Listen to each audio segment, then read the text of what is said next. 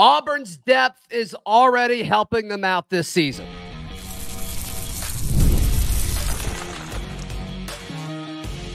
You are Locked On Auburn, your daily podcast on the Auburn Tigers. Part of the Locked On Podcast Network, your team every day. Yes, welcome on into Locked On Auburn, your daily Auburn Tigers podcast. Thank you so much for making us your first listen every single day. For all the everydayers, you know that this is part of the Locked On Podcast Network, your team every day. Earlier this week, I hopped on with our good buddy Ben Taylor on WANI's Auburn Opelika This Morning. Auburn's depth is already making an impact. Zach, we've talked about depth ad nauseum over the last couple of weeks. However, it is starting to rear its head in a good way, by the way. Not in a bad way. So before people start freaking out hearing that I brought you on here because we were going to talk about 16 injuries that took place, that's not what we're talking about. It's just that the depth is something that is going to give Auburn an advantage they have not had, in my opinion, in the last 4 to 5 years. Yeah, and at certain positions too. I mean, we'll start with what Hugh Freeze said at Tiger Talk on y'all's station, Wings 94.3 earlier this week. Thanks for the shout out there. Sure, of course. Talking about the linebacker situation, Austin Keys sounds like he's going to miss some time with what seems to be like a minor knee injury. And unfortunately, he's kind of been tied to injuries in the past, but hopefully he bounces back and is able to make a splash. But linebacker is a spot where you saw Auburn get pretty, aggressive in the portal, adding Dorian Maiusi from Duke, who's played a ton of snaps in his previous stops. He went through spring, summer, and fall, so you got to think he's ready. And then Auburn's latest addition with Gote, bringing him over from Maryland just what seemed like a few weeks ago. Now at this point, they're very old at the linebacker room with, of course, Eugene Asante kind of leading the way. But you want Austin Keys on the field. He's a big bodied guy. He's listed at like 250, but he moves so well you don't really notice it. And he's a guy who's getting to play for DJ Durkin for the second time. So he's certainly a guy you want on the field because he knows what's going on. But the fact of the matter is Auburn can lose a linebacker for not a long time, but even if it was for a longer time, like you feel good. You feel good about it just because of the depth that they have at the linebacker spot.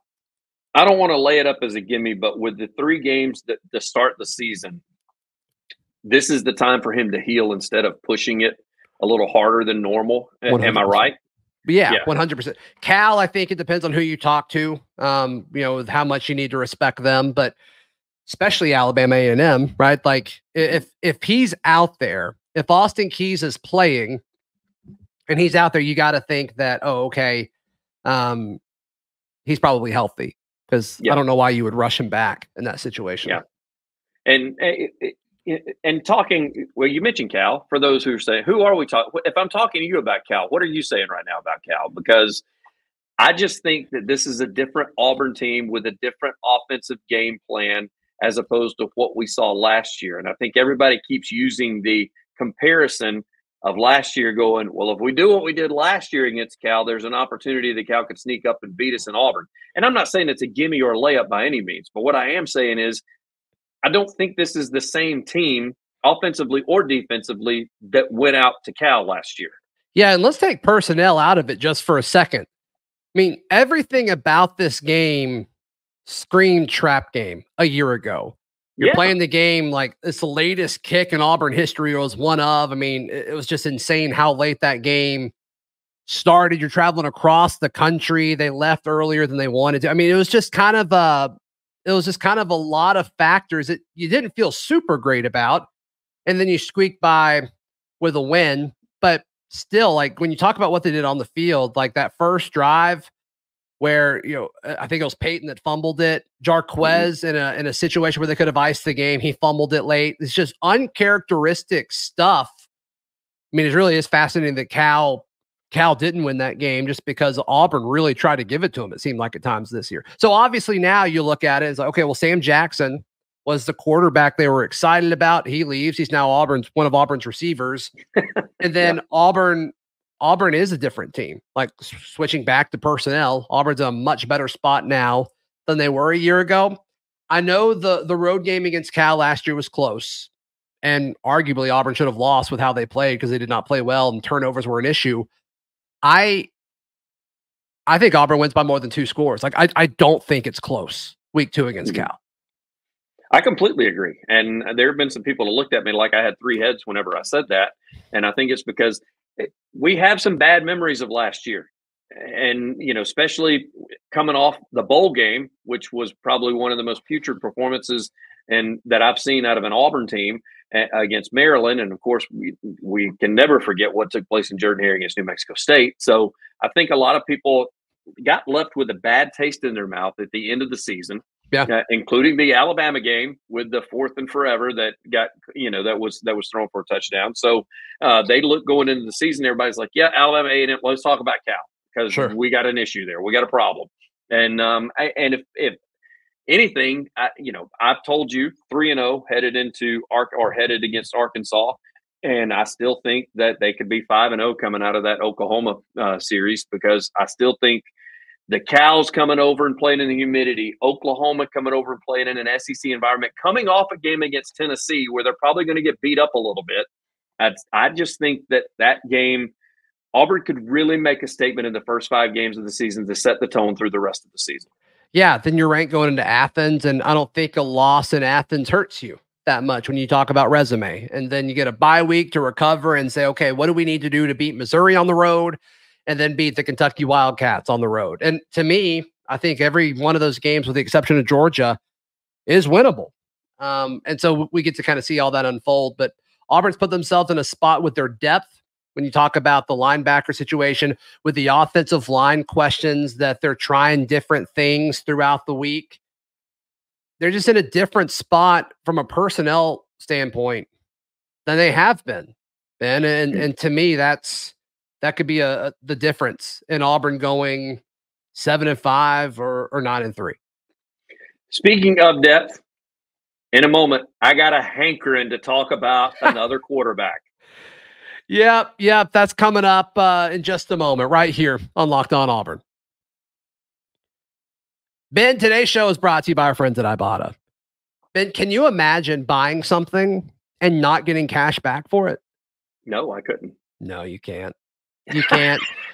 Ibata is a free app that lets you earn cash back every time you shop. You can earn hundreds on items from groceries to beauty supplies. You can make sure you're beating inflation no matter what you're purchasing. Imagine inflation whooping you. I can't because I've got the free Ibata app.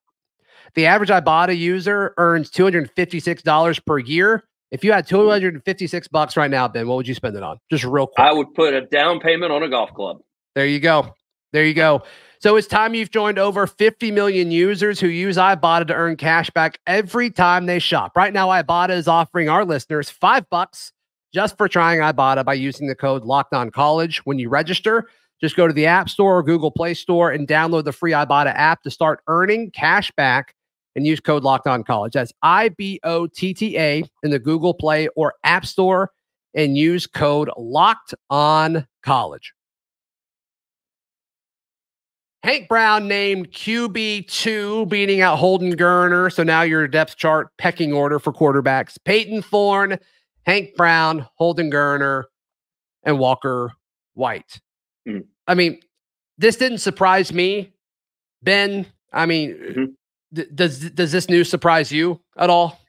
No, it doesn't surprise me, and the reason being is because I was actually talking. You know him, Kevin Flanagan. I was talking to him earlier in the week, and he was asking me. He said, we keep talking about Peyton Thorne. Well, who's going to be behind him? And I said, I wouldn't count out Hank Brown. I said he looked good last year at times when he had to go in.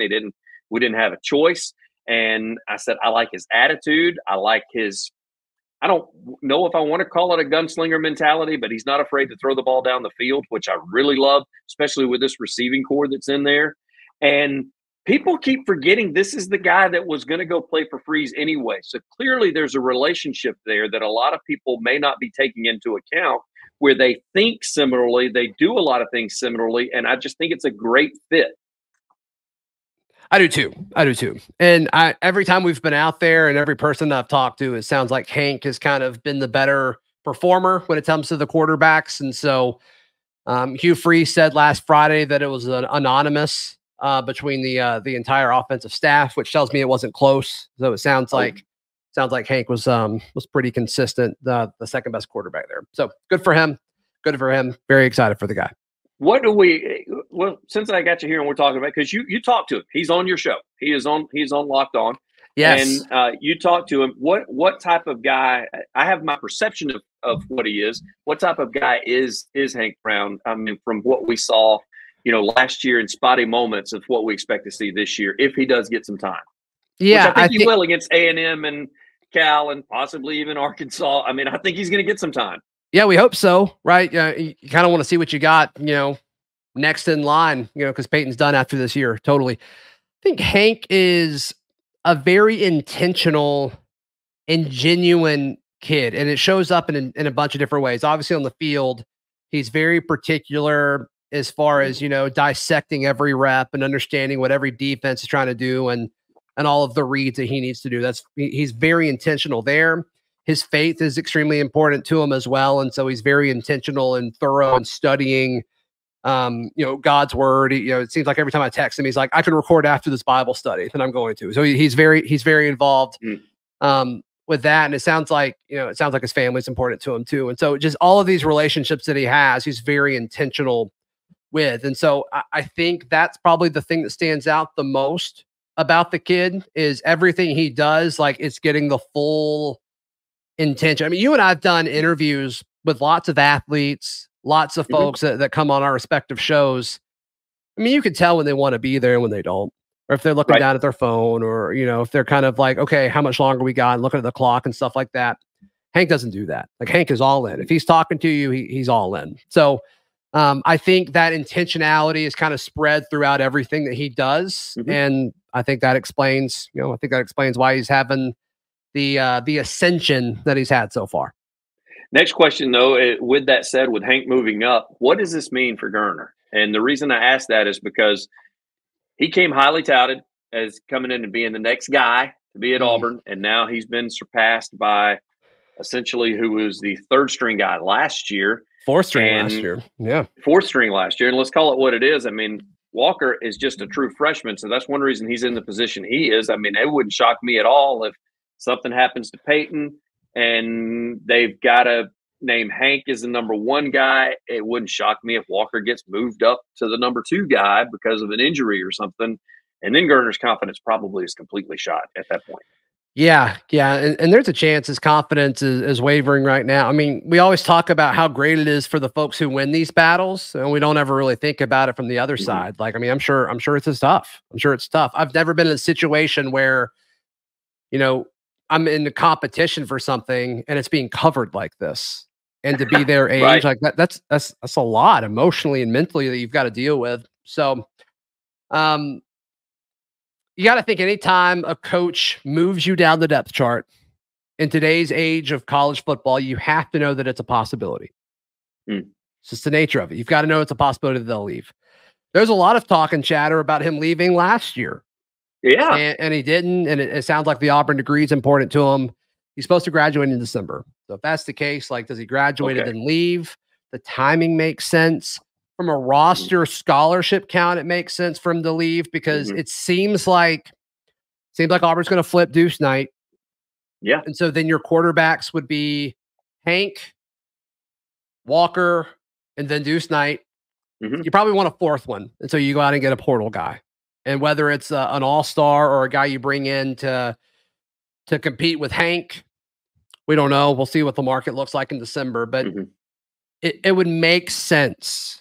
It would make sense for Holden not to be on the roster next year.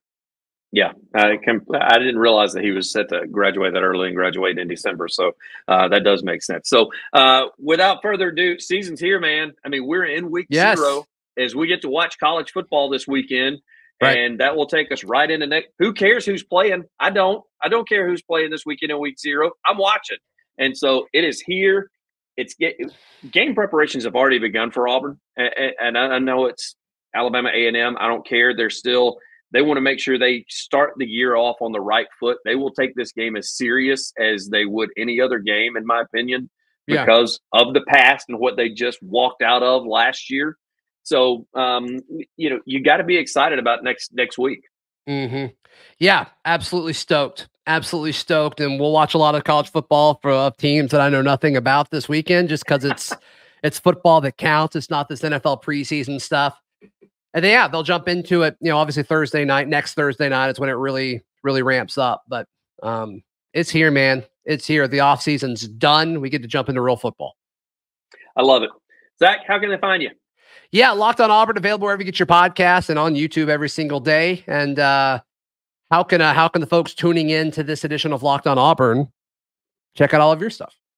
News Talk WANI every morning, 6 to 9. Of course, we have sports just after 7.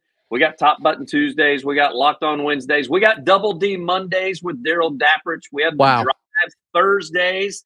And then on Fridays during sports, a new thing, we're going to be previewing Auburn High with the voice of the Auburn High Tigers, newly named Jacob Goins, who will be in the booth on Friday nights for the 7A Baby Tigers. Yeah. He also hosts Locked On Hoosiers, if y'all are Jacob Goins super fans and just can't get enough of the guy. And he has a show on our sister station, ESPN 106.7.